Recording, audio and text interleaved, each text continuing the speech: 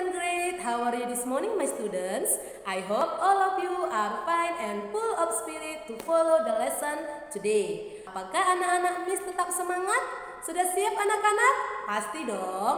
Oke anak-anak Miss, sebelum kita mulai belajar, yuk kita bernyanyi dulu. Let's sing good morning. Let's sing together. Good morning to you and to you. Good morning to you and to you. Good morning students, how are you today? I'm fine. Good morning students, how are you today? I'm fine. Good morning students. Good morning students. Good morning students, how are you today? I'm fine. Oke, masih tetap semangat kan anak-anak Miss? Sehat semua? Pasti dong. Oke anak-anak, sebelum kita mulai belajar, kita mulai dengan berdoa. Ayo semua posisi berdoa. Close your eyes. Thank you God for your blessing until this time. Now we want to study. Please open our heart and our mind to receive the lesson well. Bless our teachers, our parents, and all of us. Forgive us for all our sin. Thank you God. Amen. Oke anak-anak Miss, selamat belajar ya. Perhatikan video pembelajaran yang akan Miss berikan. Semangat! Baiklah anak-anak, kita kembali belajar dari buku tema 8, subtema 4, pembelajaran 1 dan 2. Dengarkan penjelasan dari Miss Novi.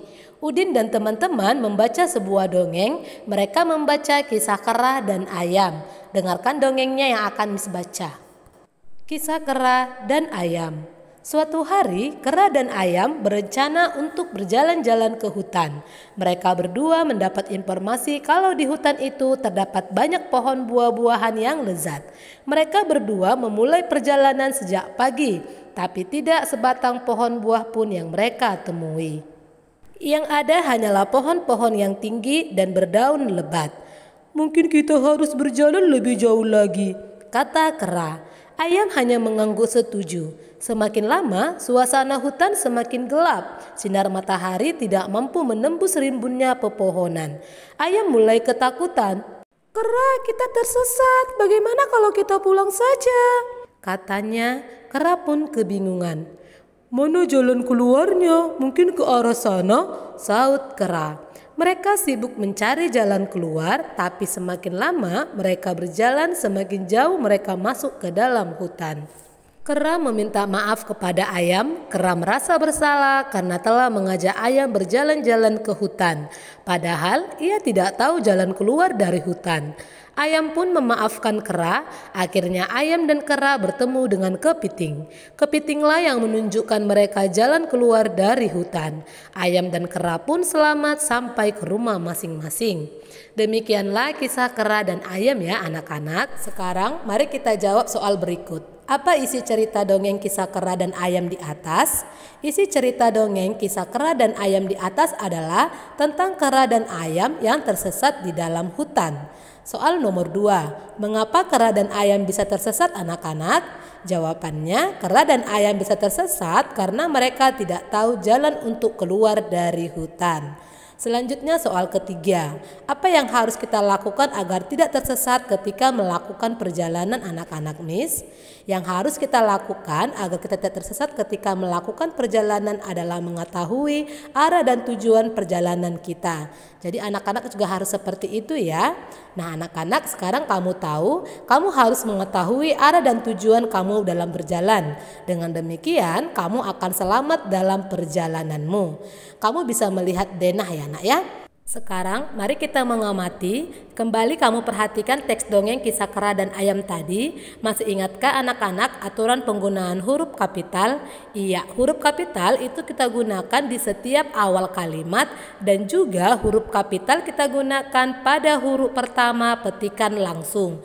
Coba anak-anak perhatikan, ini ada sebuah percakapan yang menggunakan tanda petik. Di sini ada 3 contoh kalimat yang menggunakan huruf kapital setelah tanda petik. Jadi huruf kapital juga kita tuliskan setelah tanda petik. Agar lebih paham, coba anak-anak kita perhatikan kalimat-kalimat berikut. Kita perbaiki kesalahan penulisannya dengan menggunakan huruf kapital yang benar. Nomor 1, apa yang kamu lakukan Udin? Bagaimanakah perbaikannya? Coba anak-anak lihat, itu awal kalimat setelah tanda petik adalah huruf kecil. Maka sebaiknya kita tuliskan menjadi huruf kapital. Apa yang kamu lakukan Udin? Kata ibu. Perhatikan penulisannya ya nak. Selanjutnya nomor 2, ayah berpesan jika berjalan harus berhati-hati ya nak.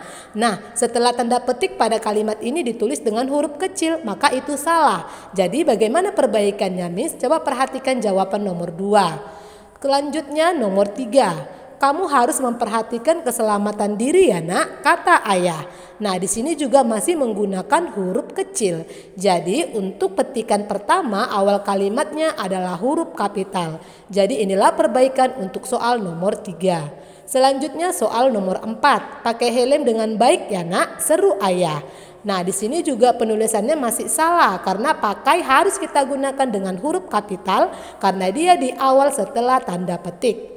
Selanjutnya soal nomor 5. Ayah berkata jangan bermain di jalan ya nak, itu bisa membahayakan diri. Kata jangan pada kalimat nomor 5 harus kita gunakan huruf kapital karena dia kata pertama setelah tanda petik. Dan jangan lupa diakhiri tanda titik. Nah seperti itulah anak-anak. Sekarang coba masih ingatkah anak-anak kisah kera dan ayam? Gambar ayam dapat kita buat ke dalam bentuk hiasan. Coba anak-anak perhatikan gambar hiasan berikut. Ini adalah gambar ayam yang kita buat menjadi hiasan. Bagaimanakah cara membuatnya? Coba anak-anak perhatikan hiasan anak ayam dengan mengikuti petunjuk berikut. Bahan yang diperlukan adalah kertas warna, kertas gambar, dan lem. Alatnya adalah pensil, gunting, spidol, atau krayon. Cara membuatnya atau langkah kerja pertama, potong 4 buah bidang, 2 setengah lingkaran yang berukuran besar dan sedang, 2 segitiga yang berukuran besar dan juga sedang. Langkah kedua, kamu boleh tempelkan setengah lingkaran besar ke kertas, letakkan di tengah agak ke bawah, perhatikan gambarnya. Langkah ketiga, tempelkan setengah lingkaran yang sedang, kamu boleh letakkan menempel terbalik. Langkah keempat, tempelkan segitiga besar sebagai sayapnya, kemudian tempelkan segitiga kecil sebagai paruh ayam. Langkah kelima, kamu buatlah lingkaran kecil untuk mata dan buat garis untuk kakinya. Inilah cara membuat hiasan anak ayam. Selanjutnya, apakah anak-anak masih ingat nama-nama hari dalam 1 minggu? Nama-nama hari yaitu Senin, Selasa, Rabu, Kamis, Jumat, Sabtu, dan Minggu. Jadi dalam 1 minggu itu ada 7 hari. Jadi anak-anak kamu harus tahu 1 minggu itu sama dengan 7 hari, 1 bulan sama dengan 30 hari, 1 bulan sama dengan 4 minggu. Ini sudah Miss kasih ya nak catatannya kemarin. Mutiara dan Udin mengetahui perbandingan antara satuan waktu. Udin dapat menyelesaikan soal-soal yang berkaitan dengan satuan waktu. Mari kita berlatih, kita kerjakan soal-soal berikut dengan benar. Coba anak-anak nomor 1. Udin telah menabung selama 3 bulan. Berapa harikah Udin telah menabung? Jadi anak-anak 3 bulan sama dengan berapa hari? Coba kamu lihat tadi 1 bulan itu adalah 30 hari. Maka 3 bulan itu sama dengan berapa hari? Cara mengerjakannya adalah 3 dikali 30 sama dengan 90. Jadi 3 bulan itu sama dengan 90 hari. Jadi Udin telah menabung uangnya selama 90 hari.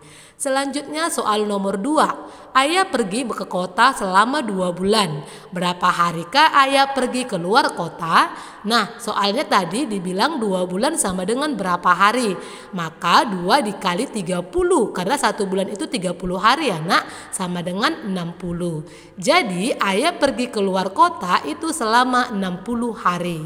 Selanjutnya soal nomor 3. Umur adik Beni telah 4 bulan. Berapa harikah umur adik Beni? Nah, 4 bulan sama dengan berapa hari? 1 bulan sama dengan 30 hari. Maka 4 dikali 30 sama dengan 120. Jadi umur adik Beni adalah 120 hari. Selanjutnya soal nomor 4. Jarak umur Udin dan Lani adalah 5 bulan. Berapa harikah jarak umur Udin dan Lani? Nah, 5 bulan sama dengan berapa hari? Tadi sudah kita pelajari 1 bulan itu adalah 30 hari. Maka 5 dikali 30 sama dengan 150. Jadi jarak umur Udin dan Lani adalah 150 hari. Paham ya nak? Kita lanjutkan soal terakhir nomor 5. Udin berlibur ke rumah paman selama 1 bulan. Berapa lamakah Udin berlibur ke rumah paman? Nah, 1 bulan sama dengan berapa hari? Maka 1 dikali 30 sama dengan 30. Jadi Udin berlibur ke rumah paman selama 30 hari. Paham ya nak soal begini mengenai satuan waktu?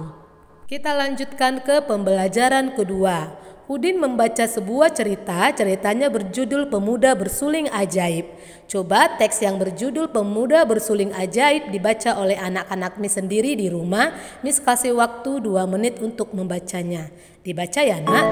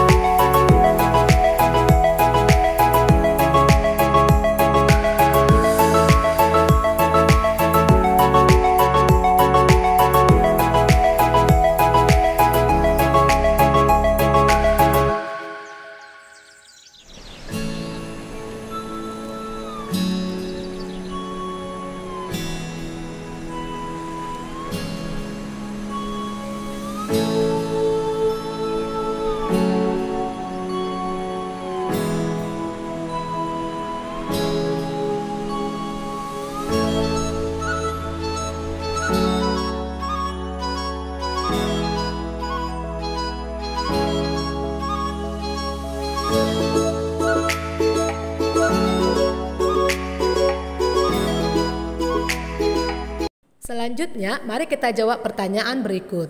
Apa isi teks cerita di atas tadi yang sudah kamu baca anak-anak? Isi teks cerita di atas adalah tentang kota yang dipenuhi oleh kawanan tikus karena penduduknya selalu membuang sampah di sembarang tempat. Apakah anak-anak sudah membaca ceritanya? Pasti sudah ya nak. Selanjutnya nomor 2. Apa kesimpulanmu terhadap isi teks cerita yang telah kamu baca tadi? Kesimpulannya adalah kita harus memperhatikan kebersihan lingkungan dengan cara membuang sampah pada tempatnya. Tidak boleh dibuang sembarangan agar tidak banyak tikus dan sampah berserakan.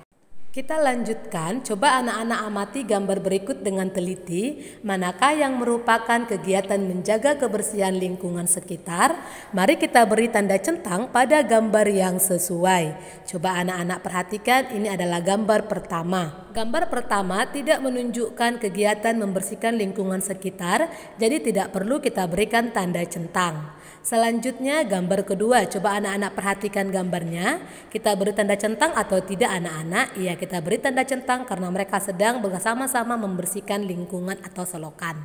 Selanjutnya gambar ketiga, ini kita beri tanda centang juga ya nak, karena dia membuang sampah pada tempatnya, jadi dia menjaga kebersihan lingkungan sekitar.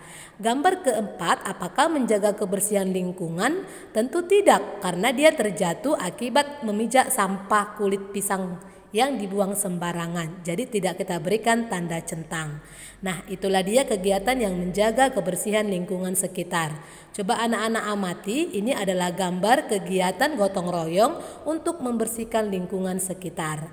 Udin dan teman-teman sedang bekerja bakti. Udin dan teman-teman berbeda agama. Mereka juga berbeda suku bangsa. Tidak hanya itu, jenis kelamin mereka juga berbeda. Walaupun berbeda, mereka hidup rukun dan akrab. Mereka menunjukkan sikap persatuan dalam keberagaman. Menurut anak-anak nih, sikap apakah yang dimiliki Udin dan teman-temannya sehingga tercipta persatuan? Coba anak-anak Miss pikirkan dulu bagaimanakah sikap yang harus kita miliki agar tercipta persatuan. Sikap yang pertama ialah saling menghargai. Kemudian sikap yang kedua bagaimana anak-anak Miss? Iya, sikap yang kedua adalah saling tolong menolong, tidak boleh egois. Sikap ketiga harus saling bekerja sama. Sikap yang keempat, kita juga harus bisa menjaga kerukunan. Sikap yang kelima, tidak membeda-bedakan teman dan saling mengasihi. Inilah sikap yang dapat mencerminkan persatuan. Paham ya anak-anak? Oke anak-anak Miss, sudah kamu tonton video pembelajaran Miss? Bagaimana? Ada yang tidak dimengerti? Jika belum dimengerti, kamu boleh tanya sama Miss Nopi atau tanya pada orang tuamu. Oke anak-anak, let's close our meeting for today with saying goodbye, goodbye. Goodbye, goodbye, goodbye, goodbye, goodbye, goodbye students. See you, see you, see you, see you, see you, see you students. Let's pray. Thank you God for your blessing until this time. We have finished our lesson and now we want to continue our activities again. Please bless us, bless our teachers, our parents and all of us. Forgive us for all our sin. Thank you God. Amen. Oke anak-anak, tetap semangat untuk belajar. Ingat untuk selalu menjaga kesehatan dengan rajin mencuci tangan, menggunakan masker, dan jika tidak perlu kemanapun harus di rumah saja. Oke anak-anak, semangat, all the best, bye.